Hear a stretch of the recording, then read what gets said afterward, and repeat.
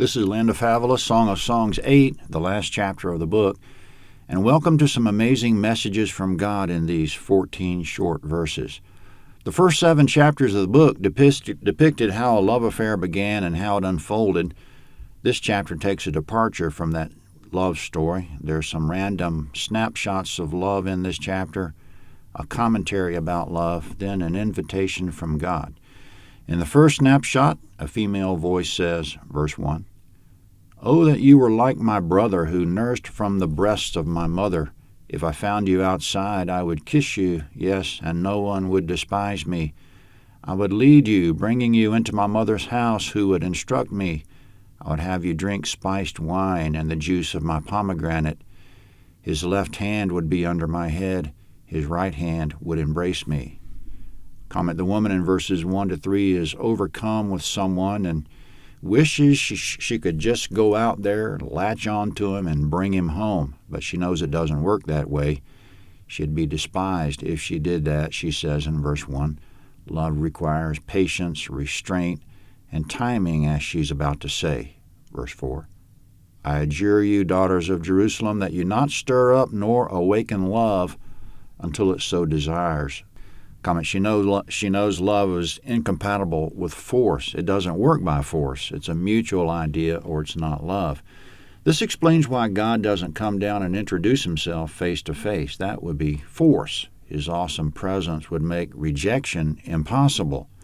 That was illustrated at Mount Sinai. God exposed a little bit of his glory to the Israelites at Mount Sinai, and it only inspired fear. There was no chance to love him, only to fear him. God made another approach in Jesus, but without the fear factor. Deuteronomy 18:15-19. Some loved Jesus, some hated him, with the crucial thing being that he left his awesome appearance at home, so to speak. He didn't unveil it, that he was God. As Isaiah said, he had no stately form or majesty that we should look upon him, nor appearance that we should be attracted to him. 53:2. So whenever anyone loved or hated Jesus, it was voluntary.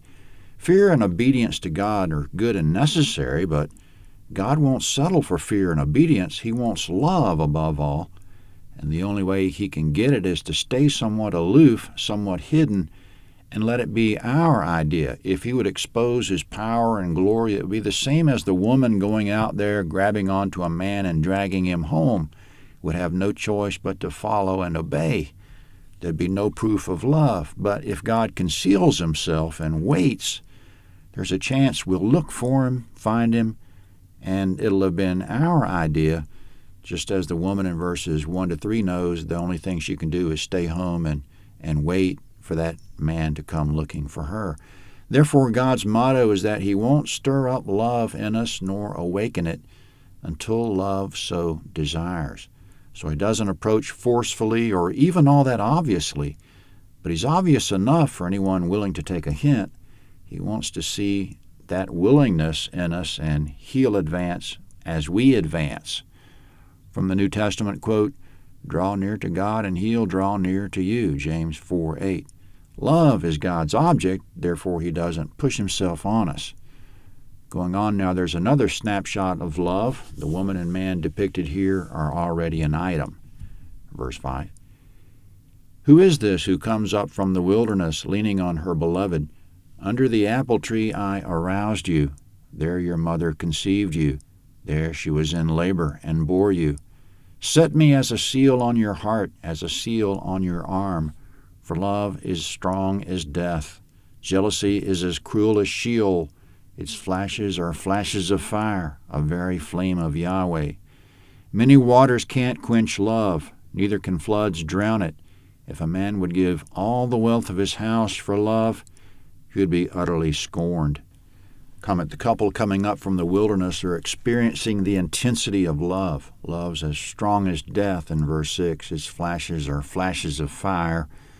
Then the only mention of God in this book, that flame of fire is, quote, "a very flame of Yahweh," end quote. Love is from God in all its intensity. Verses 5 to 7 we just read are God's love toward us. He raised us up from conception and birth in verse 5. It says, "Under the apple tree I aroused you," which is also translated, "I brought you forth." awakened you or raised you up. In other words, God was involved in our conception and birth with His eye on us from the beginning to raise us up to love Him. Wherever our mother was when she conceived us, whether it was outside under an apple tree or somewhere else, God was there and sent that spark of life in with love in mind, that one day we would come up from the wilderness on His arm, leaning on Him as our beloved, in full love with Him. Then in the next verse is God's love for us. It's so intense that many waters can't quench it, nor a flood drown it out. If a man would give all the wealth of his house to try to buy love, he'd be utterly scorned, meaning the object of his love would scorn him if he tried to buy her love. So God doesn't try to buy our love. He wants it to be uninfluenced by any sort of transactional gain on our part. Which brings us to the explanation of why God doesn't spoil us by making life completely smooth for us. When we ask God why all the inconveniences of life, and for that matter, why all the toil and pain, why all the situations when it seems you're not there, the answer is that He could easily relieve us from every trace of suffering, but that would be buying love. If we love Him in the midst of our need, we truly love Him. He won't buy love by showering us with riches and ease. Now, speaking of jealousy in verse 6, where it says the jealousy of love is as cruel as Sheol, God says He's a jealous God, Exodus 20, verse 5. He already loves us to such an intense degree it's hard to comprehend, but wherever there's intense love, there's also going to be intense jealousy if the object of love proves to be unfaithful. So God demands faithfulness, or His love will be manifest by cruel jealousy, a jealousy that matches the intensity of His love. That jealousy won't be put out by many waters or a flood of waters. There'll be no surviving it. Speaking of how we should be faithful, the voice we hear next is of brothers who have a little sister. She's still a child, but she's verging on the age of maturity. The brothers want to know what they can do to keep her a virgin until the time, and they answer their own question. Verse 8, "We have a little sister. She has no breasts. What shall we do for our sister in the day when she's to be spoken for? If she's a wall, we'll build on her a turret of silver. If she's a door, we'll enclose her with boards of cedar." Comment, the brothers say if the sister is a wall, they'll build on her a turret of silver. With a turret, she'll have a view all around of the world with no restrictions. She'll have freedom because she's self-controlling and trustworthy out there. So the brothers will give her her freedom if she's faithful to her virginity. This is faithfulness to God, that there's freedom and faithfulness to God. But if, on the other hand, the little sister is a door, meaning if she shows a tendency toward being promiscuous, the brothers will board her up. She'll have no freedom. This is the trap we find ourselves in by unrighteousness and unfaithfulness to God, that our world will close in on us. Our options will be restricted. God expects fidelity and rewards us for it. Coming now, we fast forward to a time that the sister has fully blossomed, and she affirms she's a wall. Verse 10, "I am a wall, and my breasts like towers. Then I was in His eyes like one who found peace." Comment, she says, "I was in His eyes like one who found peace," meaning she's engaged or married now, and her man appreciates her being a wall up to this point. It makes for a peaceful situation. She was faithful as a virgin, therefore he's confident she has the right stuff to be faithful in the future. Faithfulness to God equates to peace. Now, coming in the final 4 verses of the book, more than any other part of the book, this gives it away as an allegory of God and His people. Verse 11, "Solomon had a vineyard at Baal Hermon. He leased out the vineyard to keepers. Each was to bring 1,000 shekels of silver for its fruit. My own vineyard is before me. The 1,000 are for you, Solomon, 200 for those who tend its fruit. You who dwell in the gardens with friends in attendance, let me hear your voice. Come away, my beloved, be like a gazelle or a young stag on the mountains of spices." Comment, the final 4 verses we just read for the first time in this book were a departure from anything resembling love between a man and woman. On the surface of verse 13, Solomon had a vineyard he leased out to keepers. It must have been a big vineyard by three pieces of evidence. First, it required more than one keeper. Second, each keeper owed 1,000 shekels of silver at the harvest, which is a lot. By comparison, a field seeded with 220 liters of wheat would produce a crop worth only 50 shekels, Leviticus 27:16. A vineyard producing a crop worth multiple thousands of shekels would be gigantic. And thirdly, the name Baal-Hamon, which was the location of the vineyard in verse 11, means possessor of abundance or possessor of a multitude. That's a grand description befitting Solomon because he was so rich, and befitting God because he's Lord of all. He possesses an abundance or a multitude.